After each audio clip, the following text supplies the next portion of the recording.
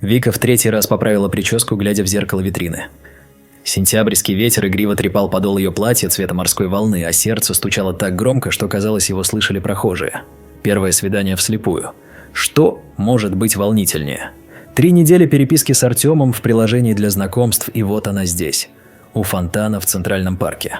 В 15:00 у фонтана. Буду в синей рубашке. Последнее сообщение от него она перечитала, наверное, раз 20. Стрелки часов показывали 14:55. Вика сделала глубокий вдох и медленно выдохнула, пытаясь успокоиться. У фонтана стоял молодой человек в синей рубашке. Высокий, с правильными чертами лица и добрыми карими глазами. Он задумчиво смотрел на играющие струи воды, и что-то в его позе, в том, как он слегка улыбался своим мыслям, заставило сердце Вики забиться еще чаще. «Привет». Ее голос прозвучал тише, чем она планировала. «Ты давно ждешь?» Парень обернулся, и его лицо озарилось теплой улыбкой. «Привет». «Нет, минут 5 всего. Прогуляемся?» Его голос был глубоким и спокойным, и Вика почувствовала, как напряжение начинает отпускать. Они пошли по аллее, усыпанной желтыми листьями, и разговор потек неожиданно легко. «Знаешь, я обожаю старые фильмы Феллини», – сказал он после обсуждения последних новинок кинематографа. Вика остановилась. «Серьезно? «Ночи Кабири. Мой любимый фильм всех времен». «Не может быть. Я думал, я единственный в нашем поколении, кто его смотрел». Его глаза загорелись искренним восторгом. Они говорили о кино, о музыке, о мечтах путешествовать по миру. Каждая новая тема открывала все больше общего между ними. Когда они проходили мимо уличного музыканта, играющего «La vie en rose», парень взял ее за руку и закружил в импровизированном танце. Вика смеялась, чувствуя себя героиней французского фильма. «Давай возьмем кофе», – предложил он, указывая на уютную кофейню. Вика кивнула, не в силах перестать улыбаться. Они заняли столик у окна, и солнечные лучи, пробиваясь сквозь витражные стекла, создавали вокруг них какое-то волшебное сияние. Он рассказывал о своей работе архитектором, о том, как мечтает построить дом, который станет не просто зданием, а настоящим произведением искусства. «Понимаешь, архитектура – это застывшая музыка», – говорил он с таким воодушевлением, что Вика невольно заслушалась. «Каждая линия, каждый изгиб – должны создавать свою мелодию».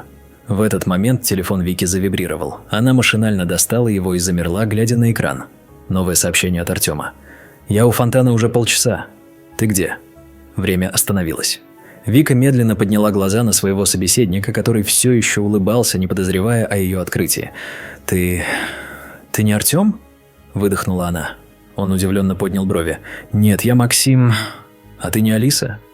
«Алиса?» «Да, я должен был встретиться с девушкой в красном платье». Максим окинул взглядом ее наряд цвета морской волны. «Когда ты подошла, я решил, что ты просто выбрала другой цвет». Вика рассмеялась. «А я искала парня в синей рубашке, который, видимо, все еще ждет меня у фонтана». Они посмотрели в сторону фонтана, где действительно стоял еще один молодой человек в синей рубашке, озадаченно проверяющий свой телефон. А чуть поодаль нервно прохаживалась девушка в красном платье, тоже то и дело поглядывая на экран своего телефона. «Похоже, мы оставили кого-то без свидания», – виновато улыбнулся Максим. Телефон снова завибрировал, теперь уже у обоих. Их настоящие свидания все еще ждали у фонтана, но Вика и Максим только переглянулись и улыбнулись друг другу. Иногда самые прекрасные вещи в жизни случаются по ошибке. Максим достал свой телефон и написал короткое сообщение. «Прости, но, кажется, судьба распорядилась иначе». Вика последовала его примеру. Выйдя из кофейни, они не пошли обратно к фонтану. Вместо этого они отправились в противоположную сторону, где в лучах заходящего солнца раскинулся старый городской сад. Максим рассказывал о его архитектурных особенностях, а Вика думала о том, как удивительна жизнь, и как иногда нужно просто довериться случаю.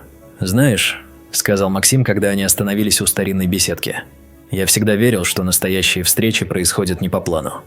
Вика посмотрела на него и поняла, что больше не боится довериться судьбе. Иногда ошибки – это не ошибки вовсе. Иногда это просто окольные пути к тому, что действительно предназначено тебе. Тем вечером они обменялись настоящими номерами телефонов. А через год, в день их свадьбы, в центре свадебного торта красовалась миниатюрная копия того самого фонтана, у которого они случайно встретились. Потому что иногда самое прекрасное случается случайно.